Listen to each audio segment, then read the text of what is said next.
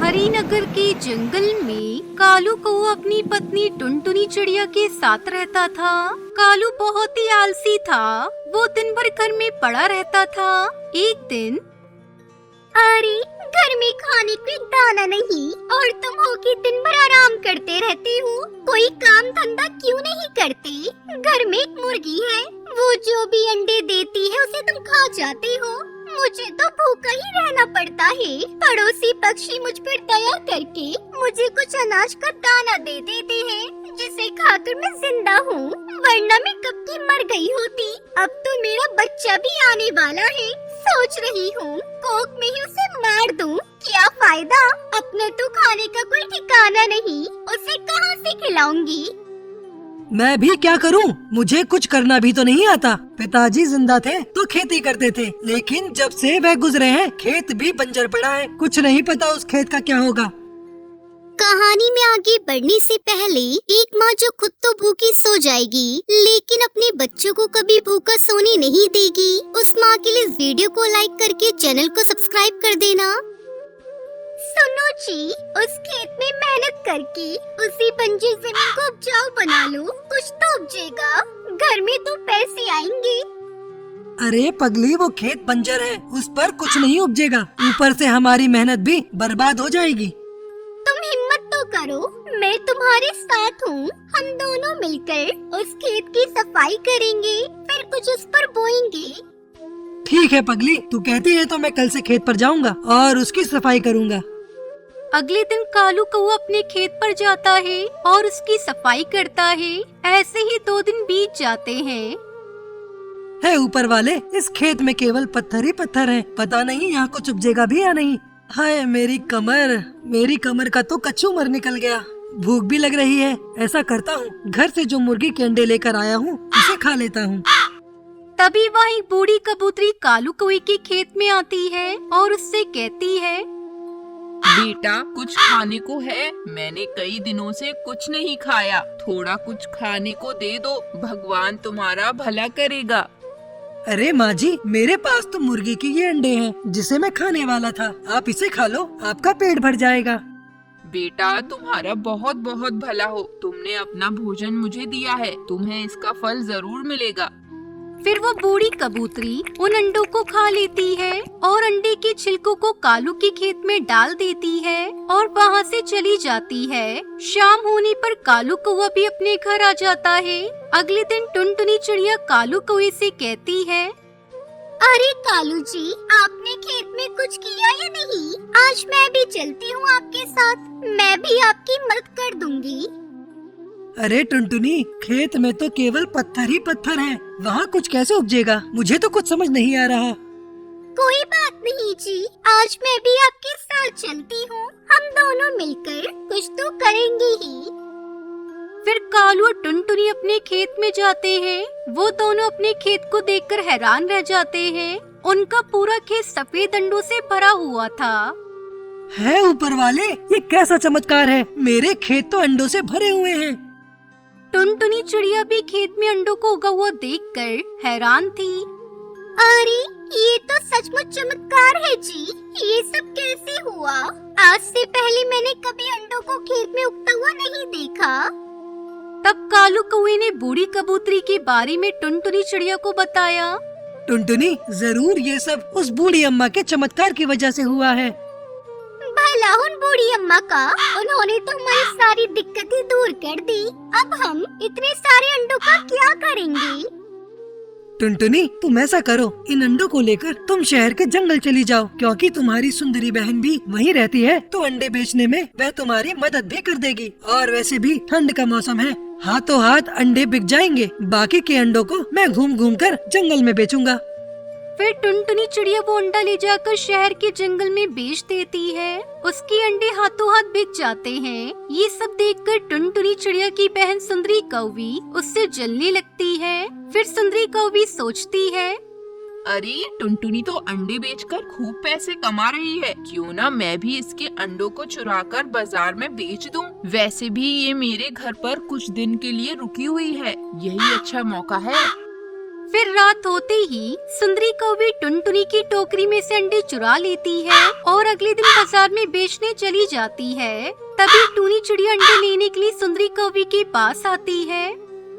अरे बहन, अंडे देना तो, सर्दी बहुत है, अंडे खाकर कुछ आराम मिलेगा। अच्छा बहन जी, अभी देती हूँ। मेरे अंडे बहुत अच्छे हैं और काफी बड़े भी हैं।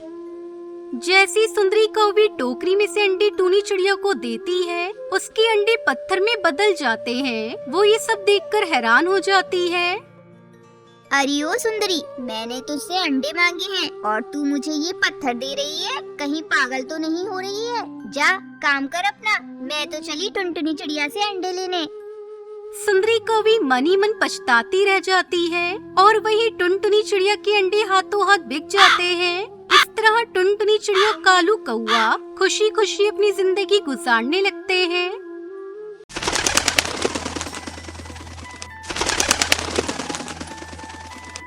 सुंदरवन के जंगल में टुनटुनी और टूनी नाम की दो चिड़िया बहनें रहा करती थी। टुनटुनी की आर्थिक स्थिति अपनी बहन टूनी के मुकाबले बहुत कमजोर थी।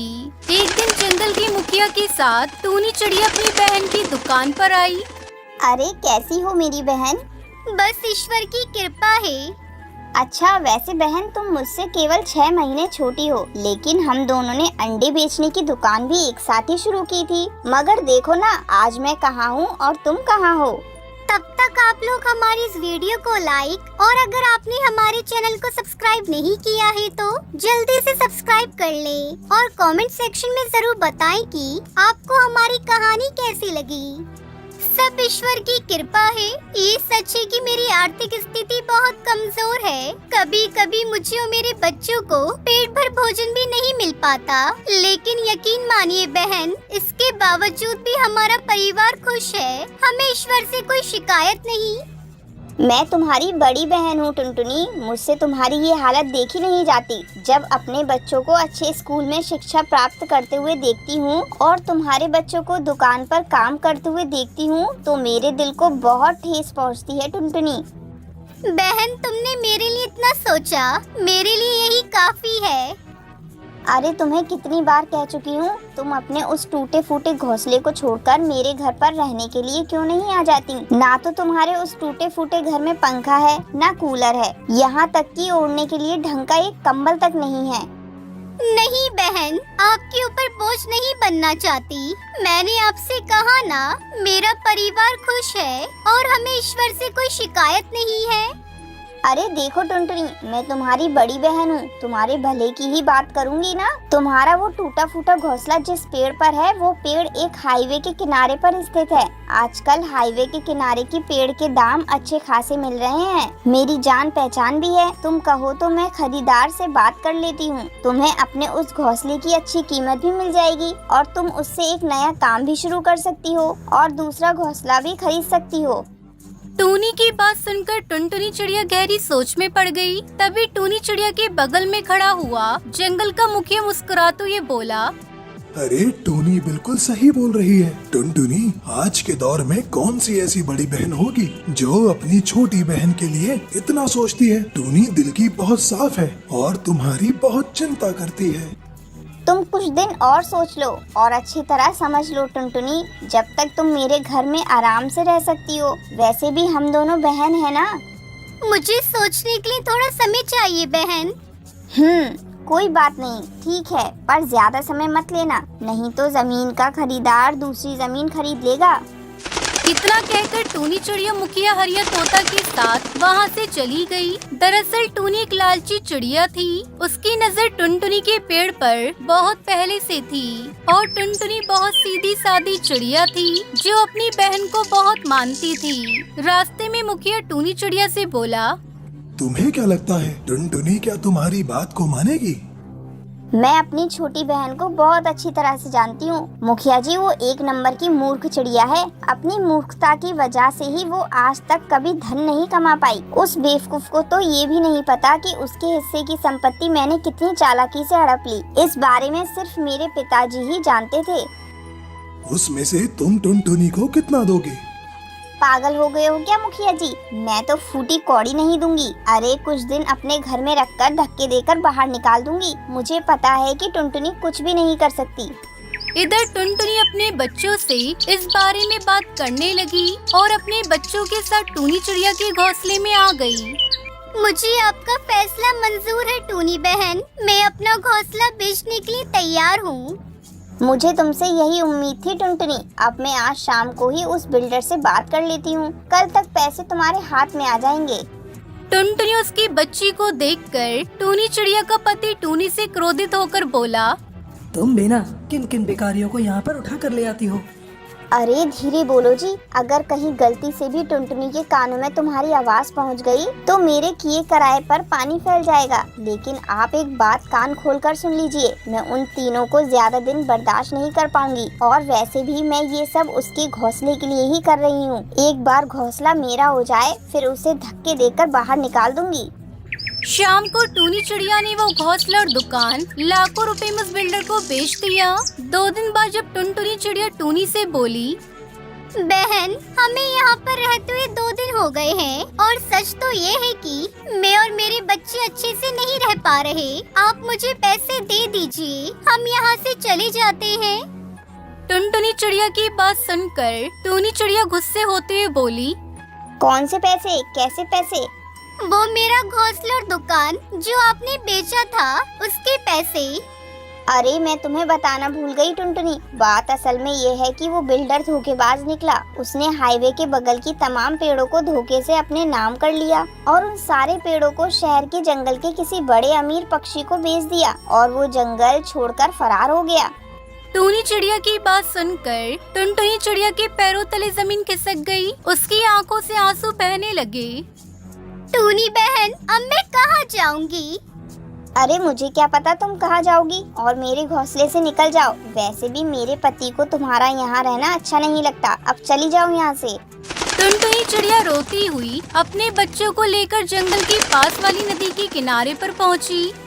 अब मैं अपनी बच्ची को लेकर कहाँ जाऊंगी? मेरी अपनी ही बहन ने मुझे धोखा दे दिया। मैं उसे कभी माफ नहीं करूँगी। टुनटुनी रोती जा रही थी। उसके आंसू नदी में टपकने लगते हैं। तभी उसमें से एक लाल परी निकलती है और टुनटुनी चिड़िया से कहती है, बेटा मत रो टुनटुनी, मुझे तुम्हारा सारा दुख पता है। तुम एक भली चिड़िया हो। मैं तुम्हें एक जादुई अंडा देती हूँ। उसे तुम एक पेड़ के नीचे जमीन में दबा देना, फिर देखना तुम्हारे पास खुद का एक जादुई अंडों का पेड़ हो जाएगा। बहुत बहुत धन्यवाद आपका, जो आपने मेरे और मेरे बच्चों का दुख समझा। टुनटुनी तुमने किसी का बुरा नहीं किया, इसलिए तुम्हारे साथ भी कुछ बुरा नहीं होगा। अब तुम जाओ। टुनटुनी चिड़िया लाल परी के कहे मुताबिक उस अंडे को एक पेड़ के नीचे जमीन में दबा देती है और थोड़े दिन बाद ही अंडों का जादुई पेड़ बड़ा हो जाता है। फिर टुनटुनी चिड़िया उसमें से अंडे बेचकर खुशी खुशी अपनी बच्ची के साथ रहने लगती है।